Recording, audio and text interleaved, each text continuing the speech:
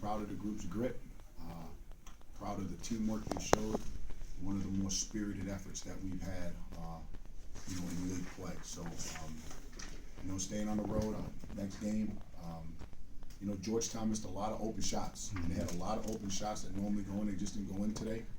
It just wasn't their day to, make open shots that they normally made. Pryor missed a couple of open ones. Peak had some open ones, didn't go in. Some chippies around the basket, but we were really fortunate to come in, and we played really well. This probably is the best we've played all season. So, we happen to have one of those days, where the ball just went in the basket, and happened to be on a day that we're celebrating Martin Luther King. I don't think I could be in the seat that I'm in without his toughness, his vision, and tenacity to make change in the world. What'd you tell your guys? They got to within 4, I think 28-24. You went on a double-digit run. What'd you tell your guys in that first half? Continue to play in transition, continue to trust each other, continue to just play and try to have some fun. Get the ball off the floor, try to get it to the rim as fast as we could. You mentioned you did well offensively. Is that the best the Flex has looked in the second half? You got some really good action, not only for your forwards, but for everybody else. I just thought the ball moved. I thought the guys shared the ball well, and I thought it was our cutting. I thought we cut really hard. I thought we moved the ball really well.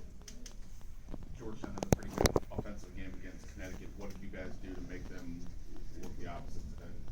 Again, I thought we played well, and again, when the ball's going in the basket, your offense looks pretty good. They had good looks at the basket, just didn't go in today. Peak normally doesn't miss that many wide open looks. Pryor doesn't miss that many open looks. They had some open looks at the basket, just didn't go in. Does it help to play them, back to back almost? Obviously a couple of tough games in between, but does that help at all? Personally, I'm not a fan of it. I'd like for us, we haven't played probably three or four teams in the league. I think, we haven't played them yet, and this is the second time around, but that's how the TV schedule is. I prefer to prepare and try to play everybody once and then have a second go around, but that's just the way the schedule But for preparation, does that help a little bit? Preparation definitely helps on both sides, for Georgetown and for Providence. I mean, we're pretty familiar with each other. We just played each other a couple of weeks ago, so, we're definitely familiar with each other. You won 6 in a row in the series. That's never happened in Providence. Is it just, circumstance? It's matchups. I mean, basketball's a game of matchups. You look at the pros, high school, college.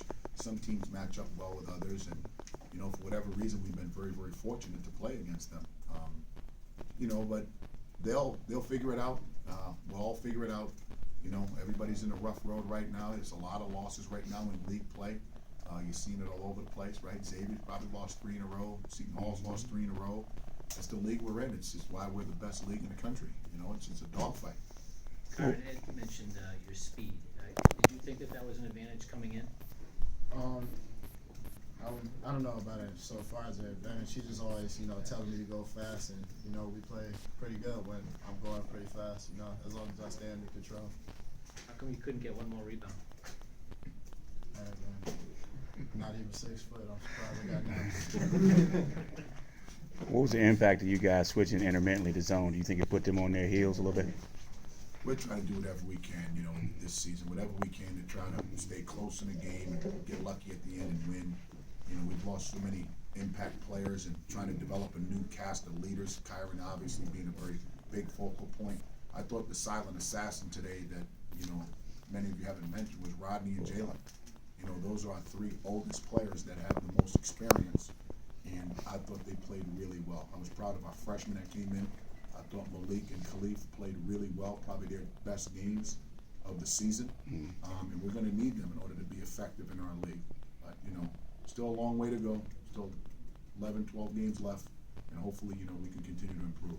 What did you have to do differently this time against Marcus Derrickson? He had his career high against you a couple weeks ago.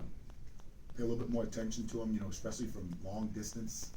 I don't have my glasses. I'm blind. I'm Stevie Wonder up here. I can't see. I don't even know what he shot from the floor, but I know we had to, we had to definitely pay attention to him because, he can really stretch out. He's very, very good in the post. I like Georgetown a lot. I like their team. The ball's not going in the basket at the rate of which they want it to go in, but they're a good basketball team. They'll be a tough out, and there's still a long, long way to go. So a lot of basketball left to be played. One more question.